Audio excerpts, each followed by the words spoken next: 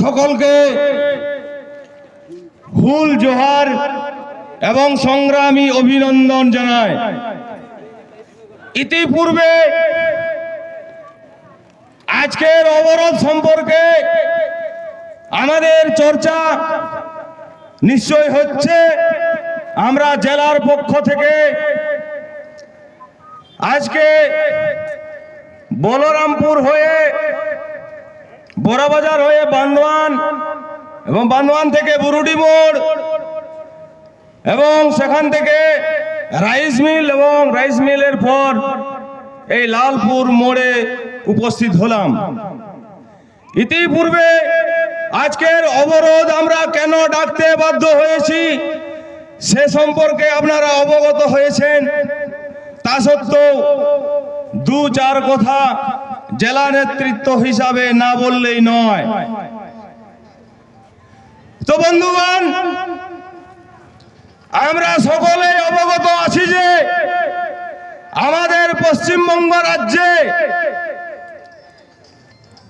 ST তালিকাভুক্ত জাতি সম্প্রদায় আছে টোটাল 40টি, অর্থাৎ এ টু জেড পর্যন্ত 40টি আদিবাসী জনগোষ্ঠীর মানুষ। অর্থাৎ এতে অসুর, বিতে বেদিয়া, বৈদ্য থেকে শুরু করে টি পর্যন্ত টোটো তামাং, এবং তার মাঝে একাধিক জাতিগোষ্ঠী, তার সংখ্যা হচ্ছে 40টি। কিন্তু দুঃখের বিষয় 2004 সাল থেকে আজ পর্যন্ত আমরা দেখছি যে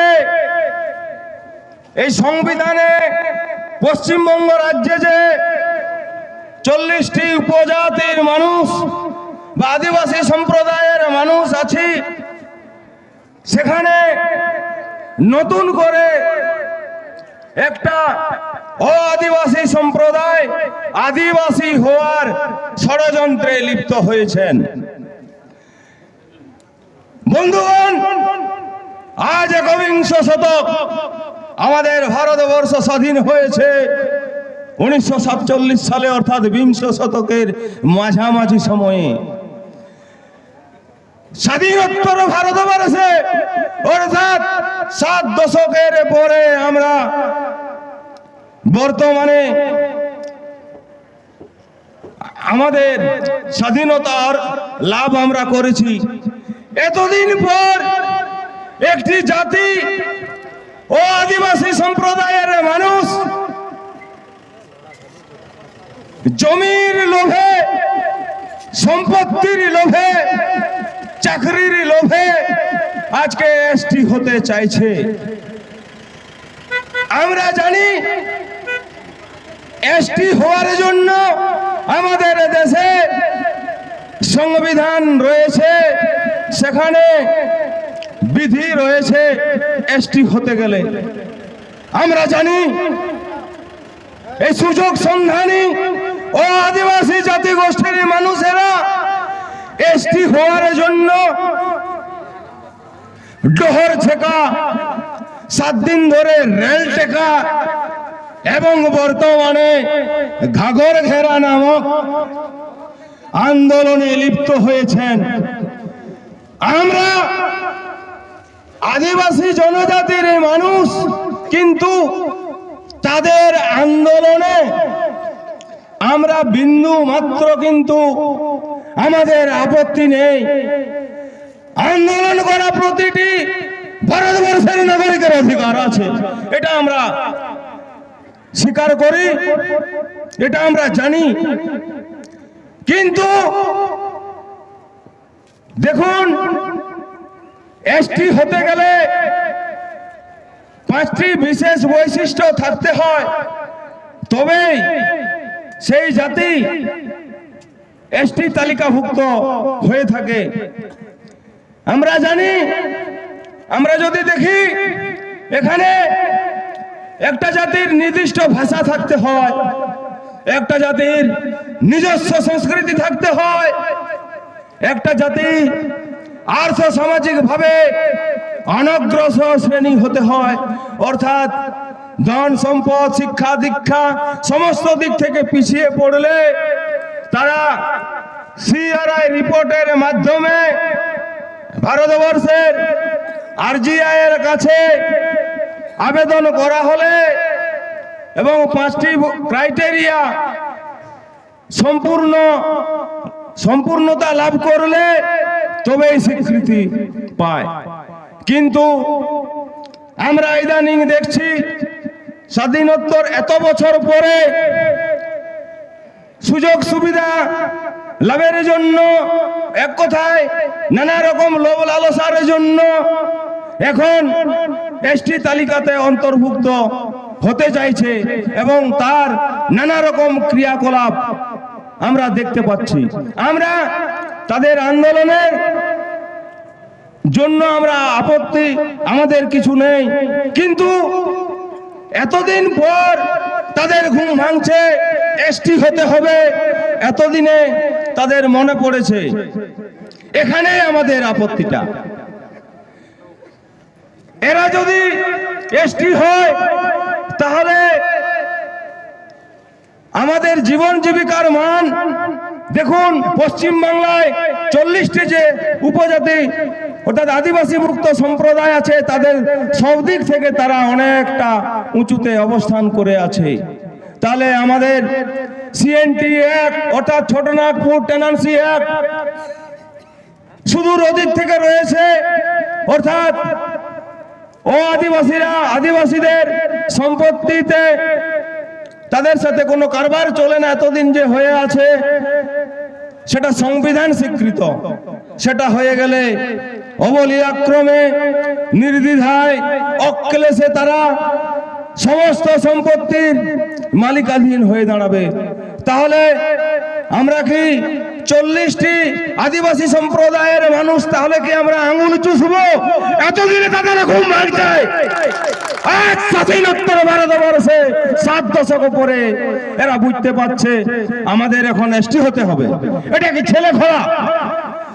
আর এই যে বর্তমানে সরকার, এদের বলিহারি, এরা রাজনৈতিক স্বার্থে,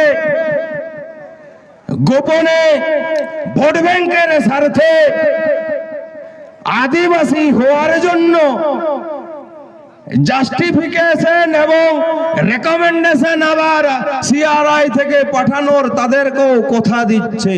অর্থাৎ বরের ঘরের মাসি আর কনের ঘরের পিসি, সুতরাং সবার সাথে সদ্ভাব বজায় রেখে ভোট ব্যাংকটা বজায় রাখার রাজনৈতিক চক্রান্ত চালাচ্ছে। কিন্তু এই প্রকাশ্য পথ অবরোধ কর্মসূচির থেকে সরকারের উদ্দেশ্যে বলতে চাই যে আমরাও আদিবাসী সম্প্রদায়ের মানুষ, 40টি জনজাতির মানুষ সারা পশ্চিমবঙ্গব্যাপী বিরাজ করছে। মনে রাখবেন, আমাদের ভোট ব্যাংকের পরিমাণও কম নয়।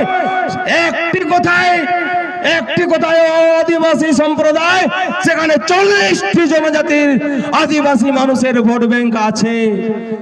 মনে রাখবেন, আমাদের স্বার্থে যদি আঘাত হানবেন, আদিবাসীদের স্বার্থে যদি আঘাত হানবেন, তাহলে মনে রাখবেন আগামী দিনের প্রত্যেকটি নির্বাচনের ক্ষেত্রে তার প্রতিফলন আপনি চোখে বাস্তবে আপনি তার প্রতিফলন দেখতে পাবেন।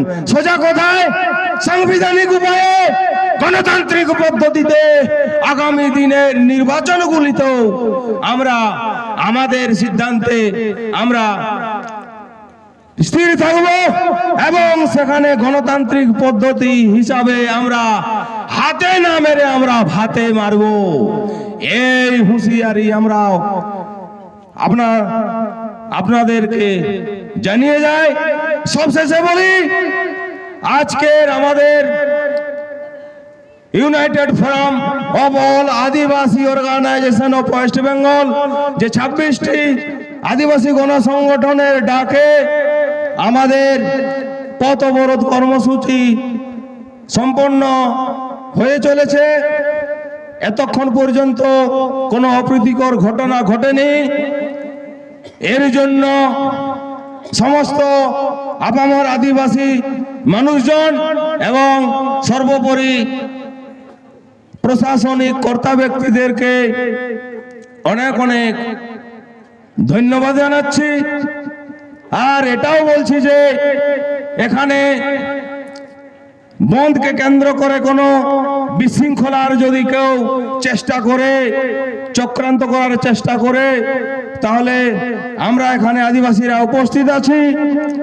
নিজেরা আইন হাতে না নিয়ে প্রশাসন অর্থাৎ পুলিশ কর্তা ব্যক্তিগণ, আধিকারিকগণ আছেন, তাদের কাছে বিশৃঙ্খলা সৃষ্টিকারীদের আমরা তুলে দেব। নিজেরা নিজেদের আইন নিজেদের হাতে তুলে নেবেন না। আমাদের পুরুলিয়া জেলাতে 19টি জায়গাতে যে পথ অবরোধ কর্মসূচি, সেখানে শান্তি শৃঙ্খলা বজায় রেখে এখনো পর্যন্ত আছে এবং শেষ পর্যন্ত সাফল্যমণ্ডিত হোক এই প্রত্যাশা রেখে সকলকে পুনরায় ধন্যবাদ, আন্তরিক শ্রদ্ধা, ফুল জোহার জানাচ্ছি। এইটুকু বক্তব্য বলেই আমি এখানে শেষ করলাম।